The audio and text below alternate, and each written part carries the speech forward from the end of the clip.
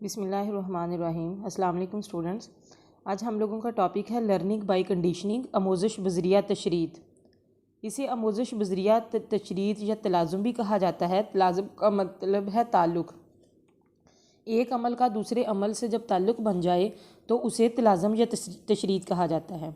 एक ख़्याल का दूसरे ख़्याल के साथ मुंसलिक हो जाना भी तलाज़ुम। एक चीज़ के साथ दूसरी चीज़ जब लिंक हो जाए, उनका एक ताल्लुक़ बन जाए, तो इसको तकरार, तासुर और उसमें इसको तक़वियत कहते हैं। इसमें तकरार, तासुर और तक़वियत शामिल होते हैं। आमोज़िश के ज़िमन में तकरार का मतलब ये है कि वो रिपीट चीज़ बार बार रिपीट हो जाए, रिपीट होने की वजह से उसका ताल्लुक़ बन जाए। तासुर ये है कि उसका असर अच्छा पड़े तो ताल्लुक़ बन जाए।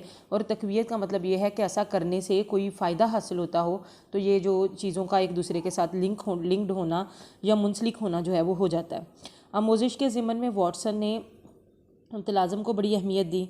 वाटसन का कहना है कि सादा आमोज़िश जो सिंपल लर्निंग होती है, ये इसके अलावा पेचीदा लर्निंग भी जो है वो एसोसिएशन की वजह से हासिल होती है।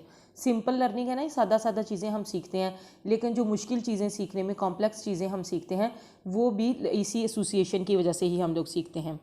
ये इंसानी आमोज़िश का ज़्यादातर जो इन्हिसार है ना, वो इसी तरीके पर होता है। आमोज़िश के हसूल के मुख्तलिफ़ तरीक़ों में ये सादा तरीका शुमार किया जाता है। हम जो कुछ भी सीखते हैं, इसका बेशतर हिस्सा जो है वो तशरीद पर मुनहसर होता है, यानी वो शर्त पर मुनहसर होता है, एक चीज़ का दूसरे के साथ मुंसलिक होने पर होता है। मसलन बच्चा गर्म चीज़ से बचना, गर्म चीज़ से हम बचते इसलिए हैं कि अगर ये मुंसलिक हो जाता है इस चीज़ के साथ कि अगर हम उसको हाथ लगाएंगे तो हाथ जल जाएगा। छिपकली, काकरू या चूहे से डर कर चीखना, क्योंकि अगर ये हमें ऊपर गिर जाएं या नुकसान पहुंचा दें तो ये हमें जो है वो मारने तक भी ले जा सकते हैं। बादल की गरज और बिजली की चमक से डरना, ज़ाहिर है बादल और बिजली अगर किसी पर गिर जाए तो कितना नुकसान पहुंचा सकती है।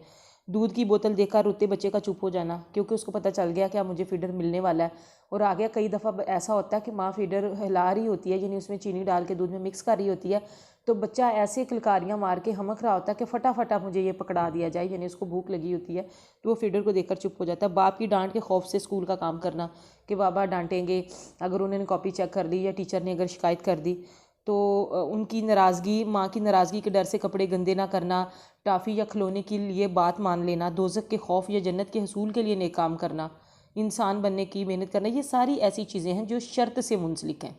यानी ये काम करेंगे तो ये शर्त है, अगर ये ऐसा होगा तो ये शर्त है। माँ नाराज़ होगी तो इसलिए हम कपड़े गंदे नहीं कर रहे, माँ की नाराज़गी शर्त हो गई बीच में। टाफ़ी या खिलौना मिलेगा तो बात मानेंगे, अब टाफ़ी या खिलौना जो है वो शर्त हो गया। आजकल के बच्चे वैसे टाफ़ी खिलौने पे तो बहलने वाले नहीं हैं, उनको मोबाइल का लालच दे के कुछ भी करवाया जा सकता है कि आपको गेम खेलने दी जाएगी या आपको मोबाइल इतने टाइम के लिए देंगे, तो आप ये ना करें, तो बच्चे जो हैं वो इस चीज़ से जो है वो फिर मुंसलिक होकर ये काम करते हैं। उसके अलावा तशरीद की दो जो हैं वो टाइप्स हैं, क्लासिकल मशरूतियत, मावनी या आमलाना मशरूतियत। Classical conditioning, operant or instrumental conditioning.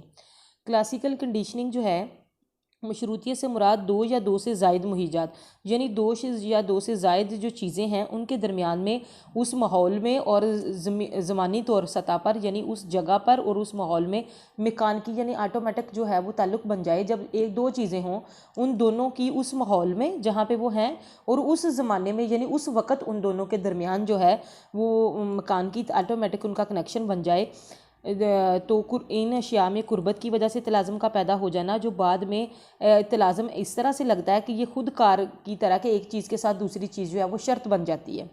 हर फितरी रद्द अमल का एक फ़ितरी मुहीज होता है। मसलन प्यास लगने पर पानी पीना, गर्मी लगने पर पसीना आना, ये फ़ितरी रद्द अमल हैं। और फ़ितरी रद्द अमल है, प्यास लगती है, रिएक्शन के तौर पर फ़ितरी रद्द अमल है, हम पानी पीते हैं।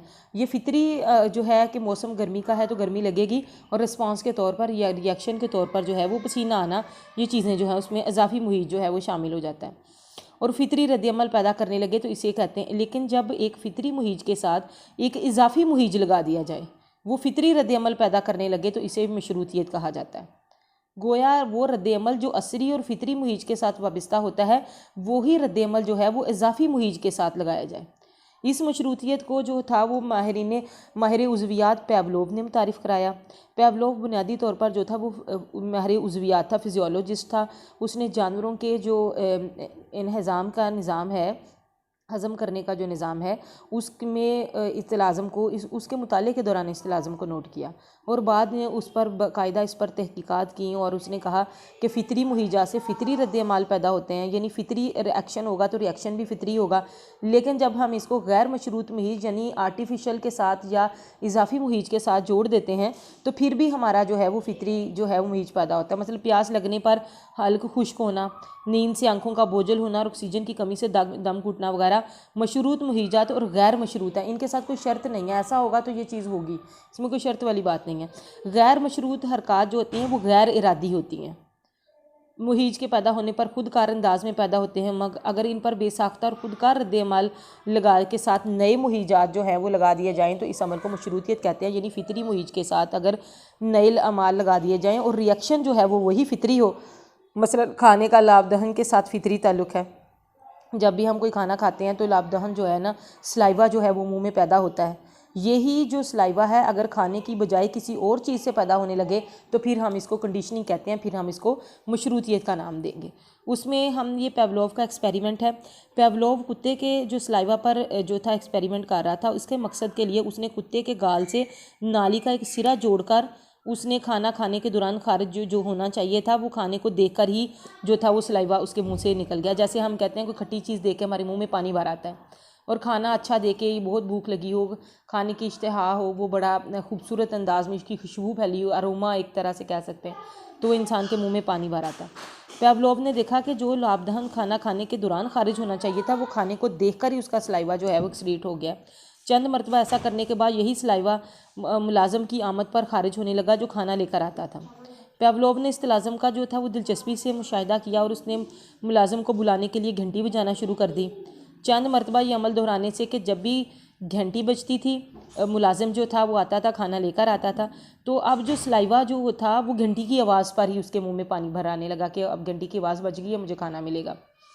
और इसमें वो उसने देख लिया कि इस आखिरी मरहले में कुत्ते ने घंटी का ताल्लुक़ खाने से जोड़ लिया कि जब भी घंटी बजेगी मुझे खाना खाने को मिलेगा। और उसने पेवलोव ने इसको मशरूतियत का नाम दिया, शर्त बना दिया कि खाना देखकर मुंह में पानी भर आना तो एक अलग चीज़ है कि खाने को देख के बंदे के मुंह में पानी भर आता है, अच्छा है, लेकिन उसने घंटी की आवाज़ पर उसने मुलाजम के आने पे ही जो था वो रद्द-ए-अमल देना शुरू कर दिया। तो उन्होंने साथ में इजाफी मुहीज लगा दिया बेल का कि घंटी की आवाज़ बजेगी तो उसी पर सलाइवा जो है वो उसके मुँह में पानी भर आएगा। अब पेवलोव के तजर्बे में कुत्ते ने महज पहली मरतबा मुलाजिम के आने पर दरवाज़ा खुलने या घंटी की आवाज़ पर सलाइवा खारिज नहीं किया, बल्कि चंद मरतबा उसके सामने ये चीज़ दोहराई गई, रिपीट की गई, रेपिटेशन हुई कि वो जब भी घंटी बजेगी मुलाजिम खाना खा कर ले आएगा। रिपीट हुआ ये प्रोसेस तो उसने मशरूतियत जो है वो शुरू कर दी, और तकरार के बगैर जो है वो मशरूतियत नहीं होती। मशरूतियत का दूसरा असूल जो है वो तकवीयत है। तकवीयत के बगैर जो है वो मशरूतियत नहीं हो सकती जब तक रिवॉर्ड ना मिले। मशरूतियत आप देखें कि अगर खाना खाना भी एक मुहीज है और तकवीयत भी, अगर मुलाजिम आए और खाना ना लाए, घंटी बजे और खाना ना आए, तो फिर 2-3 के बार ये मशरूतियत ख़त्म हो जाएगी। वो देख लेगा कि नहीं अब खाना मुझे नहीं मिलता घंटी की आवाज़ पर। इस सारे अमल में एक मुहीज का तलाज़म जो है वो दूसरे मुहीज से बन गया, यानी खाने का जो खाने को देख कर जो एक चीज़ सामने आनी चाहिए थी वो फौरी तौर पर उसने शुरू कर दी घंटी की आवाज़ पर। अब ये देखें, ये मशरूतियत कायम होने का मरहला है। पहला मरहला ये है कि गैर फितरी मुहीज है खाना, अनकंडीशनड स्टिमुलस है, इसमें कोई कंडीशन नहीं है, कोई शर्त नहीं है, ये फितरी मुहीज है खाना, और फितरी ही जो रद्द-ए-अमल है ये गैर मशरूत रद्द-ए-अमल है, इसमें कोई शर्त वाला रद्द-ए-अमल नहीं है, अनकंडीशनड रिस्पॉन्ड है उसका, वो क्या था, सलाइवेशन है। अब उन्होंने मशरूत मुहीज जो था वो इजाफी बीच में शामिल कर दिया, वो बेल की आवाज़ उसमें शामिल कर दी, लेकिन डॉग ने अभी उस पर कोई रद्द-ए-अमल नहीं दिया। मशरूतियत कायम होने के दौरान ये था कि बेल की आवाज़ बजी, साथ ही खाना आ गया, और उसने उसका जो गैर मशरूत रद्द-ए-अमल था उसका यानी सलाइवेशन उसकी वो स्टार्ट हो गई। अब जब उसकी मशरूतियत कायम हो गई है तो उसने घंटी की आवाज़ पर ही जो है वो सलाइवेशन उसकी हो गई, उसके मुंह में पानी भर आया, यानी उसने घंटी की आवाज़ सुनकर ही जो था वो अपना रद्द-ए-अमल जो है वो देना शुरू कर दिया।